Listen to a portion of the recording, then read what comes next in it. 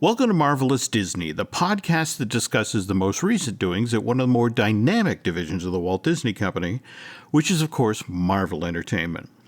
My co-host, the amazing Aaron Adams, and I are recording this show on Wednesday, August 19th.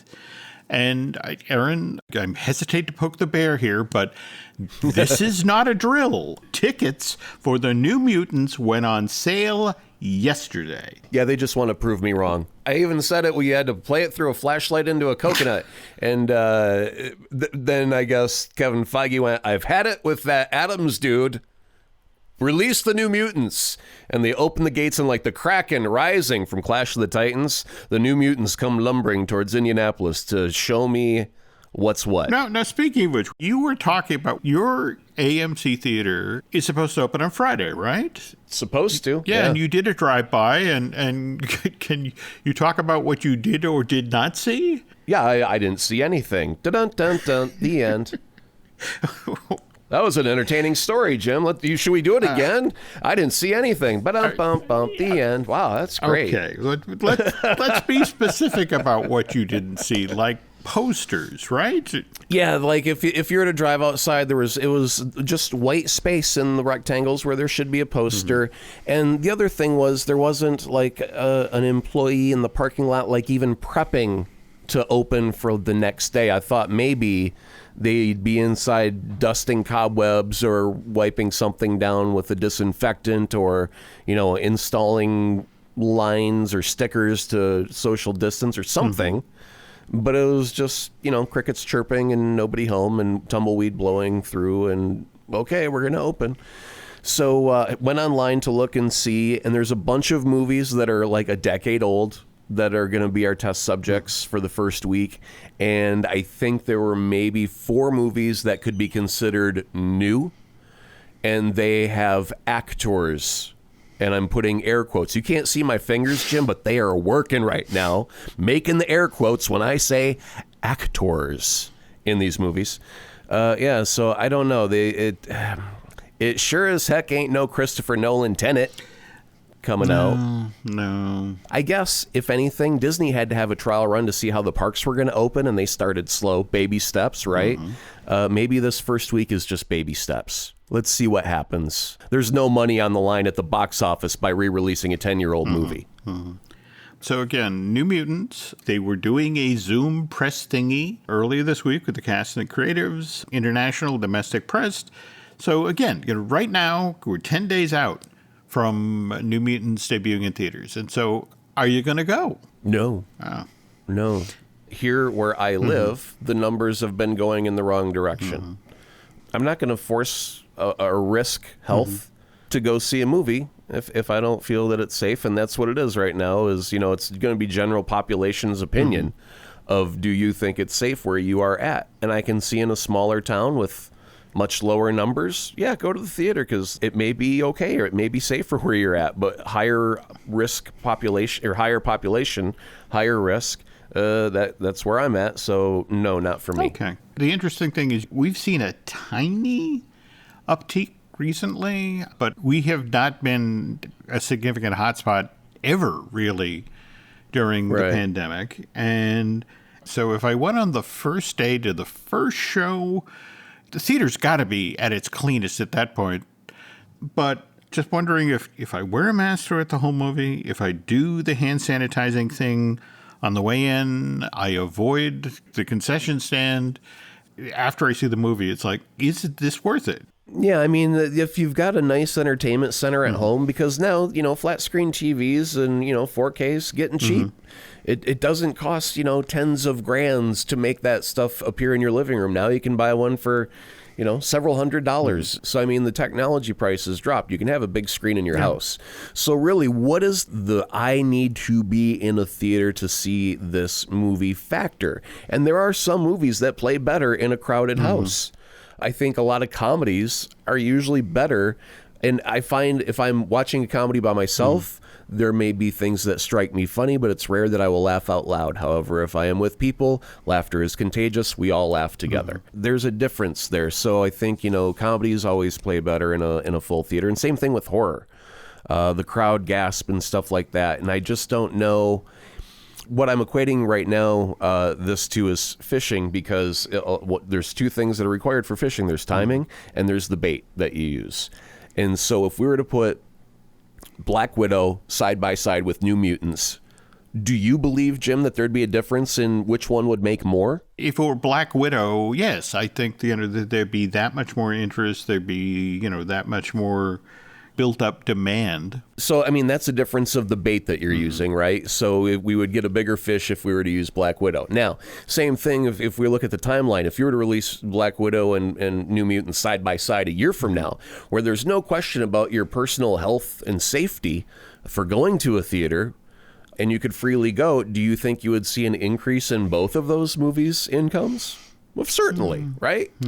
So that's a timing issue. So right now, what Disney has to do is they have to, it's almost like chumming the waters to try and get the shark. They got to put something in the water, dip their toe in the water, and see if it's habitable. Is it too hot or too cold, or do we have a Goldilocks situation? Well, we know damn well it's not a Goldilocks situation, but we got to throw the kids in the pool. So throw the damn kids in the pool already, and we'll find out if it's safe for Black Widow in a month from now. And what's kind of intriguing is just today, another, film that Disney had high hopes for this fall. The second Kenneth Branagh Hercule Poirot film, Death on the Nile. They dropped the poster. They dropped the trailer.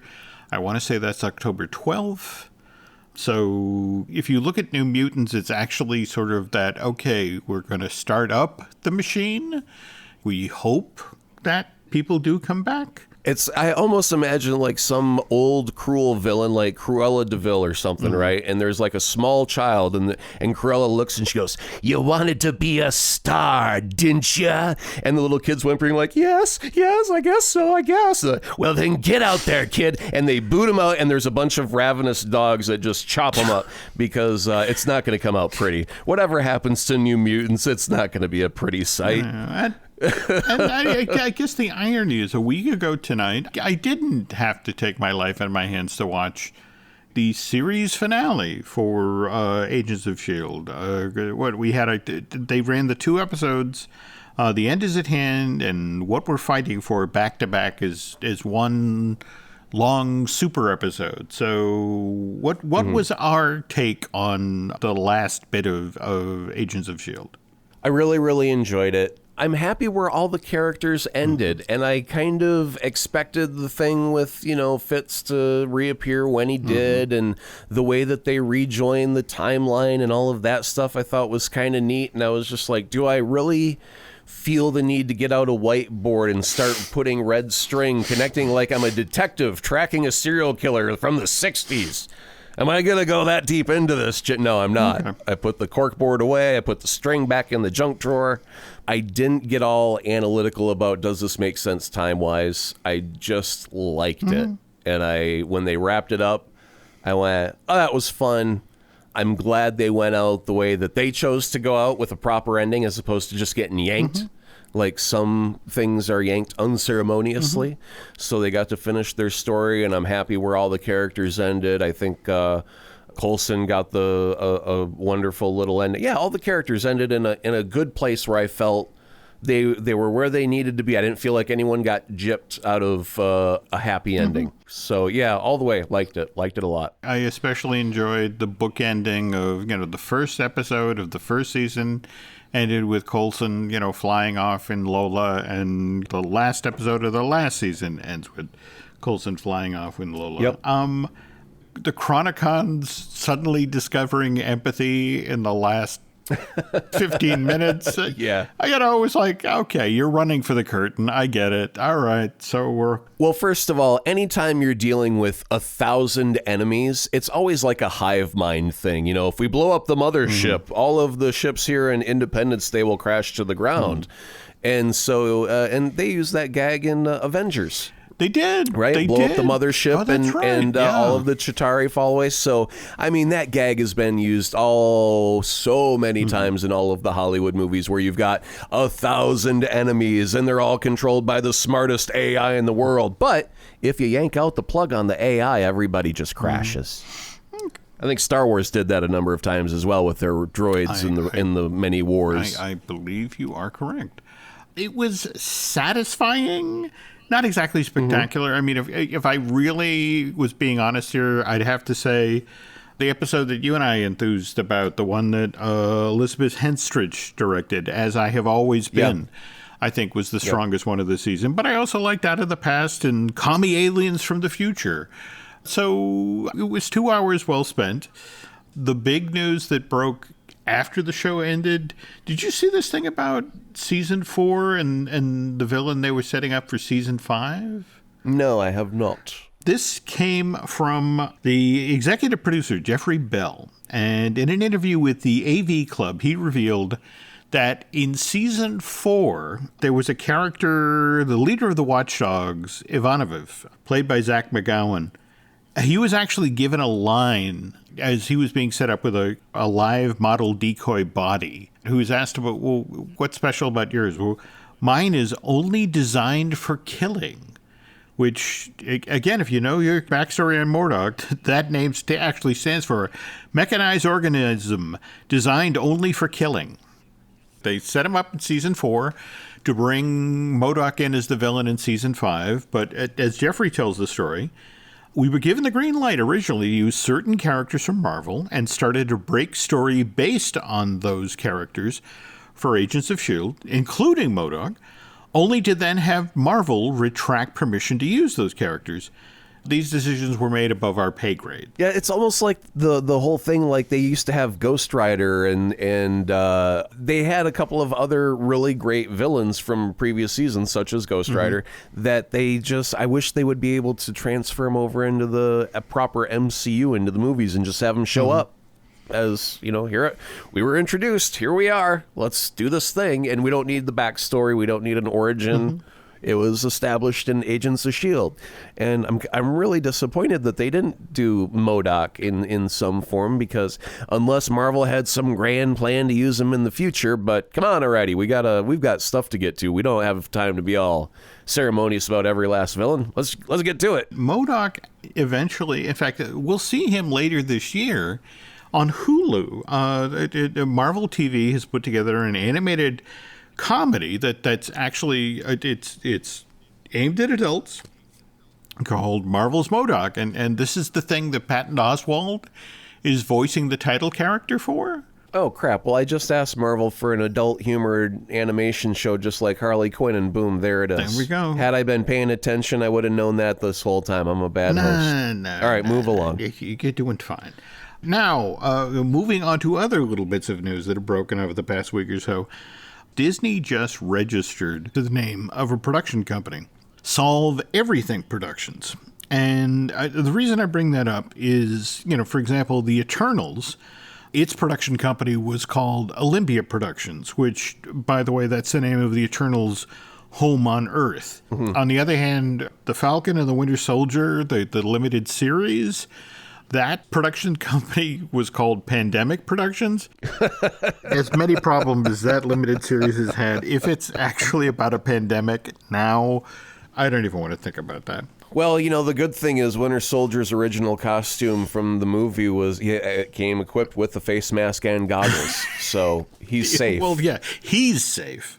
All right, anyway, to get back to Solve Everything Productions, there's evidently a relatively recent reinvention of the Fantastic Four. There was an image of Reed Richards standing in front of a blackboard, and he was just basically breaking down his priorities, these next couple of projects. And project number 1 was literally solve everything. What the hell does that leave for 2, 3, and 4 on his problem list? If he solves everything in 1, what lies outside of the scope of everything for number 2? Well, is this where the multiverse comes into play? I have no idea, but that sounds like so Reed Richards. Solve everything. This is what I'm going to do, Sue. Instead of taking you on a vacation, which you deserve, by the way, I'm going to solve everything instead.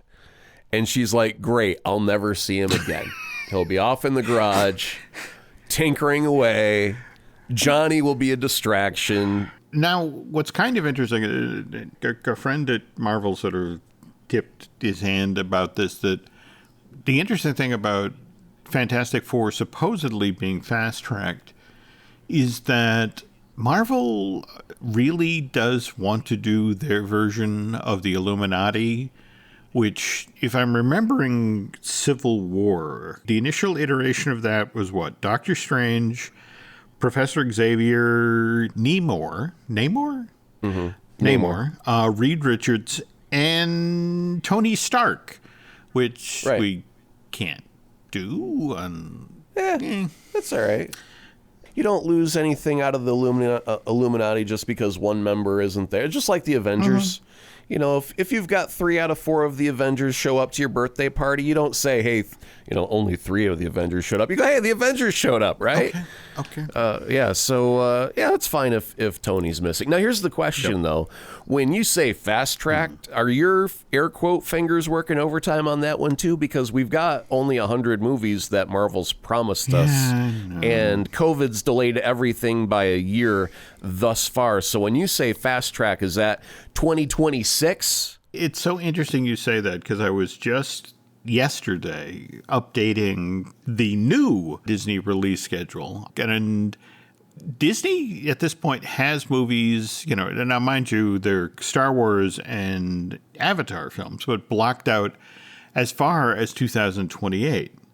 They did grab 2 and 3 dates a year for Marvel going forward into that period. But there's a lot of stuff at this point, obviously, that's been screwed up by COVID, and a lot of that supposedly interlocking plan of, feature handing off to limited series and limited series, setting up characters to appear in features. And I don't honestly know what fast track means anymore. I do know that the last thing that I put on my list for Marvel going forward is, I want to say it's March of 2022, and that's when Doctor Strange and the Multiverse of Madness is now slated to come out.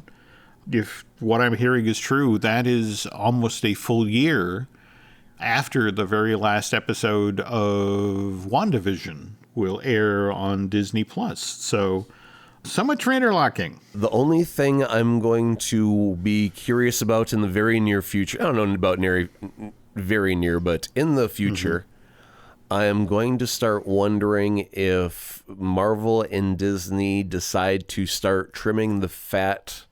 Like, if they're financially hurt right now, maybe She-Hulk doesn't come out right away. Maybe that gets pushed back, or maybe it just doesn't come out at all and it stays an idea for a minute, and they just say it's paused indefinitely, because everything takes money. And I just don't know how long you can pause a behemoth company like that and expect it. And then we're going to end up talking about what happened with DC, and then we're going to take a peek at how that might compare to Marvel as a company as a whole. And if that factors into the conversation at all of, are they going to have the money to do all the stuff they want to? That's an interesting point. And you brought up DC, which we are going to get to right after this break. This episode is brought to you by Marqeta. When it comes to your payments provider, you can't afford to compromise. Marqeta's modern payment solutions flex with your business without the trade-offs. Stable and agile, secure and innovative, scalable and configurable. If they say you can't have it all, don't believe them. Your business demands more. Choose a payments provider that delivers more. Choose Marqeta. Visit marqeta.com/Spotify to learn more. Adobe Acrobat Studio, so brand new. Show me all the things PDFs can do. Do your work with ease and speed. PDF Spaces is all you need. Do hours of research in an instant with key insights from an AI assistant. Pick a template with a click. Now your prezzo looks super slick. Close that deal? Yeah, you won. Do that, doing that, did that, done. Now you can do that with Acrobat. Now you can do that with the all-new Acrobat. It's time to do your best work with the all-new Adobe Acrobat Studio. You mentioned DC as we were talking about Marvel kind of facing a future where they're trying to sort out what actually does get made. But what Marvel had going for it is, the tremendous cash flow that Infinity Wars and Endgame produced. Likewise, the amazing box office that came with Spider-Man Far From Home. Audiences actually want to see these movies and are looking forward to where Phase 4 goes. That's really not the case with DC, which kind of explains what happened back on August 10th. This is straight from the Hollywood Reporter. The majority of staff from the streaming service DC Universe has been laid off, as has editor-in-chief Bob Harras and other executives on the publishing side. Monday's Warner Media layoffs have affected a significant number of high-level figures at comic book powerhouse DC. And as of right now, Jim Lee remains the CCO, but they lost Mark Doyle, they lost Bobby Chase. A lot of very, very talented folks who've worked there for years were shown the door because, frankly, DC wasn't making the numbers that Warner's wanted. Yeah, I think this is, in some small ways, comparable to what happened to the record industry a couple decades ago. They were hesitant to adopt to a digital business model because it completely shattered their entire business model, how it had been. You know, when you come across someone, well, we don't do it that way. This is how it's always been. Mm-hmm. And those are the businesses that die, the ones that are not capable of evolving because this is the way it's always been. Because what ends up happening is the world evolves around you and phases you out. And if you're not part of the evolution, you're part of the extinction. There's no middle ground in that. So with the record industry, they wanted to sell a full album. And if a band had 3 hits off of one album that had 12 tracks, well, that would sell a lot of albums. And you were paying that extra price for a bunch of tracks that you may not be all that thrilled to listen to over and over, like those 3 hits that you wanted. So when Napster rolled along and it was just like the Wild Wild West and everyone's downloading free music, and then, you know, the courts got involved, and then Apple got involved, and they went, hey guys, what if we just sold it by the track? Can we do that? And the record company didn't want to do that because they want to sell the full album. They want to sell the cow, not the steak. So Apple was like, no, we can sell a bunch of steaks and you'll get the same price eventually because everybody can just go ahead and buy, you know, a steak, as opposed to a smaller number of people who are buying the whole album. And so they were hesitant to change. They changed too late. They didn't want to adopt a business model that they didn't understand yet, and they weren't able to work the math on it, and it failed. And so that's where a lot of record companies collapsed. So now if you look at the comic book industry, in a similar way, they were still just putting everything ink to paper because that's the way that we do things. That's the way it's always been done. And it took a while for Comixology type apps to come along where you could, get that. But then the comic book companies had to digitize their library. So it was a time-consuming process. You can't just rip it like music. It was a much longer, more tedious process than a song being converted.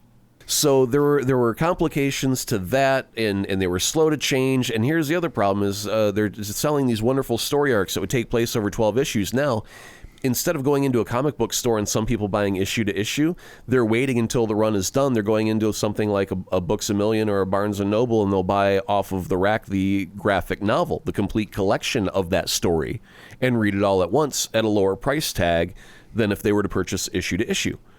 So the business evolved, the readers evolved, but the weird thing about us comic book lovers, we still love holding a comic book in our hands. Not many of us are ready to, jump into the digital version. Other people who are a bit younger and are used to using a tablet all of their life have no problem with their entire collection being digital. So there's like a generational gap there.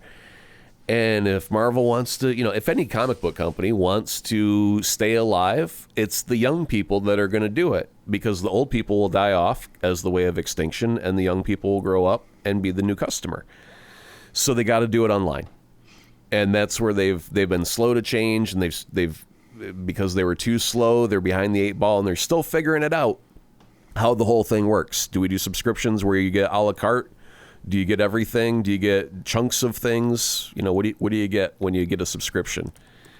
And so I think they're still trying to find their way. They're going to do a lot of trimming of the fat, so to speak. And here's the thing. If you look at DC, what they did is they got rid of a lot of titles because they got rid of a lot of the storytellers, a lot of artists. They can't support so many titles. They also got rid of a lot of the models, the statues and whatnot. Now, if you were to walk into the comic book store that I love dearly, guess what two things it consists of? Comic books and statues. And if you get rid of half of the titles you have on the shelf, now I'm going to admit straight up, there's about 20 different issues of Spider-Man going on right now, and I only need, at least 3. I don't need all 20. So I predict someday, not too far down the line, Marvel's going to be looking at a balance sheet. There's a bean counter somewhere who's gonna be delivering some bad news to someone, and they're going to say, you have to fix that. That line is going in the wrong direction. And the way you fix it is you fire people. And you fire them by the group. You don't fire Hal. Hal's a nice guy, but he's not the only sacrificial lamb. We need a lot of lambs. We need a whole herd of lambs. We need 3 or 4 shepherds to bring all their lambs to this particular barbecue. So, yeah, I think eventually that it's going to happen a little bit to Marvel that they're going to let some people go. Now, it's interesting you bring this up because I got a mailer from Marvel Unlimited, the notion of their digital library. I have to admit, I've kicked the tires, but I haven't closed the deal yet. But they've got a promotion they're doing right now that you can get your first full year of digital comics for them for $60. There's a user code of Summer60, just one word. You do that at checkout. But at the same time, I am literally the old fart you were just talking about. I'm a paper guy. In fact, I spend more time on eBay chasing down old Disney newsreels and eyes and ears and Disneyland lines because I use them in my research. But yeah, I haven't made the jump yet to digital, and I'm wondering why. And I'll tell you the value, because remember when we were collectors, it was because there was a price tag. Oh, the price always goes up. It was like we were buying stocks as children. Those were our stocks and bonds, was comic books. And if you kept that, there was a boom, probably a decade, or it was in the 90s, I think, where that peaked, and then it came all crashing down. And people, I mean, I remember there were books that I was like, oh, if I sold this today, I could make $100 just off this one issue. And now it's like, hey, if I were to bundle up this entire story arc, I would get $20. Yeah. And so if the value's just not there for resale, and in the stock market game that you used to be playing with the value of a stock or of a comic book, then there's just no point anymore. And I'm looking at a closet full of very long white boxes just stacked with decades of memories. It's an emotional attachment right now. It's the only reason I don't sell it. So if you can just get over that emotional thing, the smell of the 70s through the ink in the pages,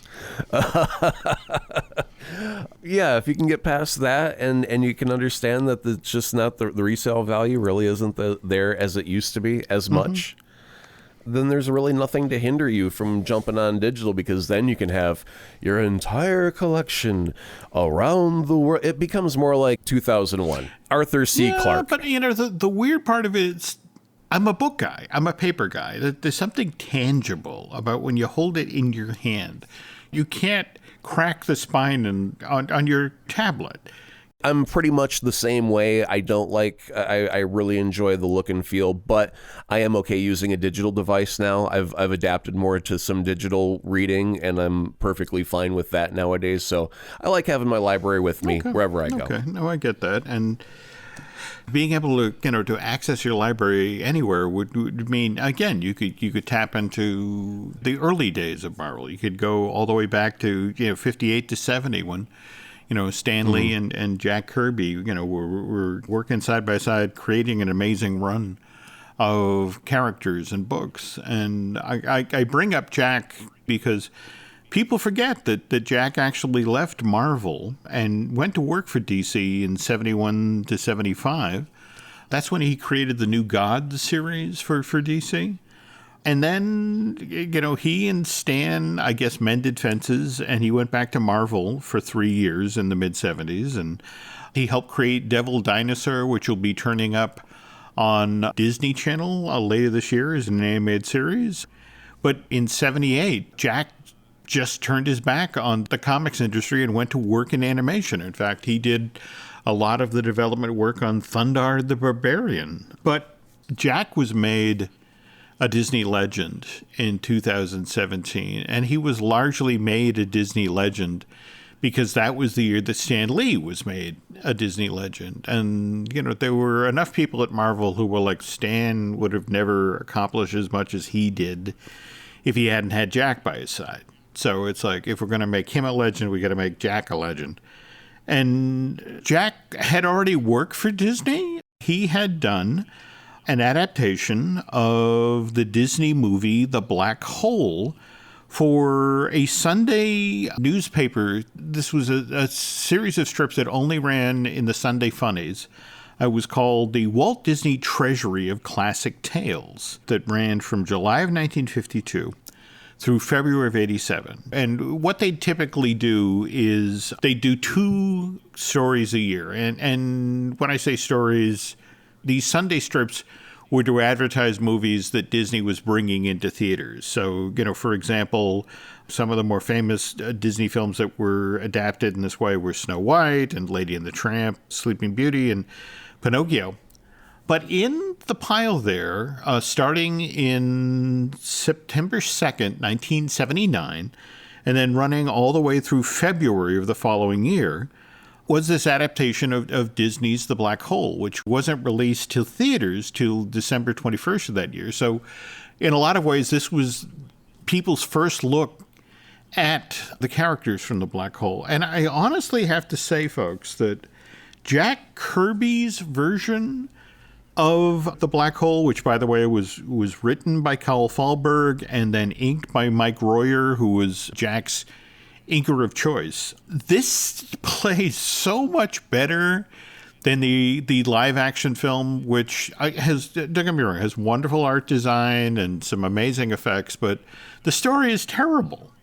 You can look at these strips from across the room and immediately identify them as Jack Kirby. His style was so strong, and each individual panel moves the story along in a decisive, muscular way, which, by the way, you can find online.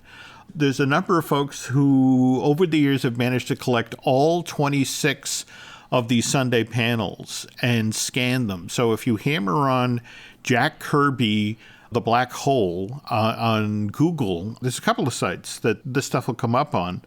And this adaptation, the Carl Fahlberg take on the script, first of all, it's the full script that as they were editing the movie, getting ready for release in December of 79, there were some story points that fell by the wayside.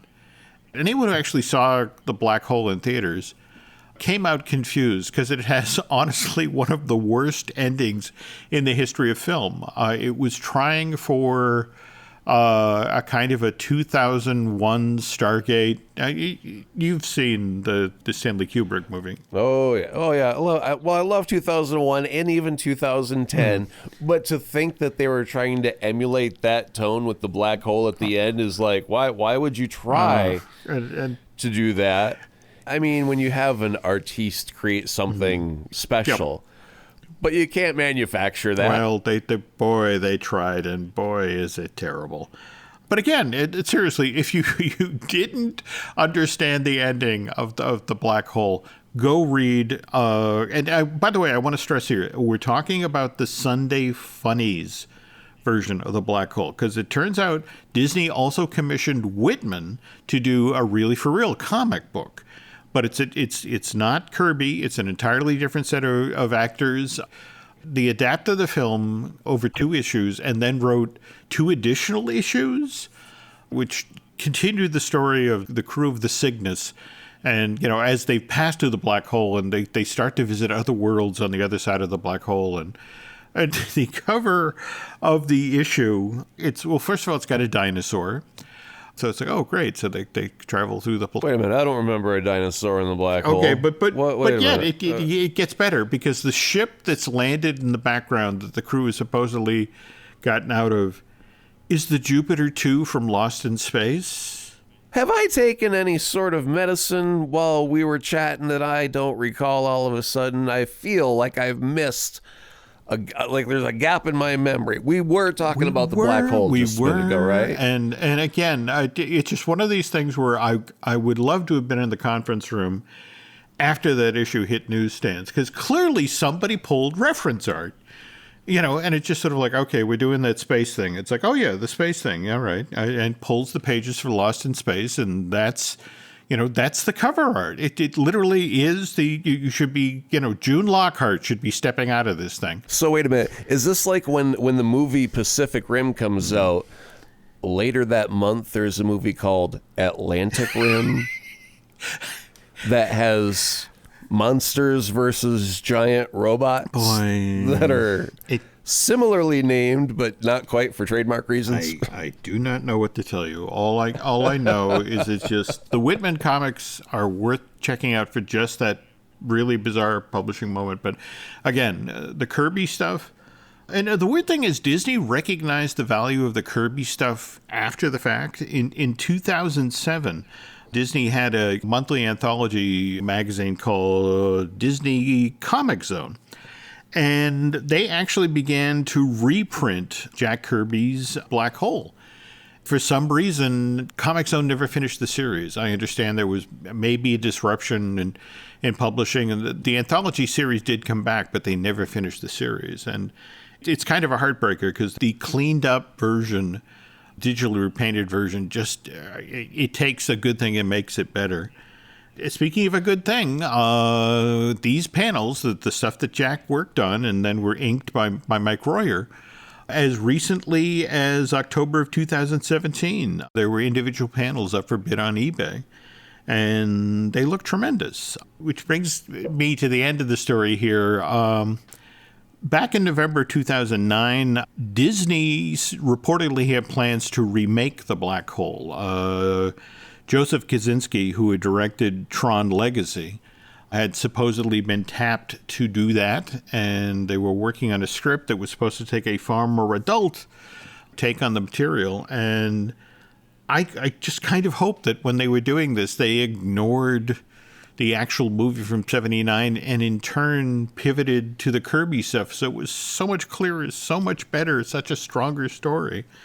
And again, I bring this up because just last week, it was revealed that Disney is in fact going forward with Tron 3. Jared Leto is supposed to star, Garth Davis is going to direct, and this thing already has a title, supposedly, Tron Ares. Like the god Ares? Like the god Ares. So I don't know what to make of that, but it's like, look, if they can make a Tron 3, and they were looking at making a Black Hole remake, and more to the point, because Disney loves Marvel now, it's like, look, just grab the Jack Kirby stuff and cram it into a camera, and you'll have a hit movie. But seriously, folks, go chase these down, especially if you watched the movie and just thought it was 2001 A Space Odyssey's really dumb cousin.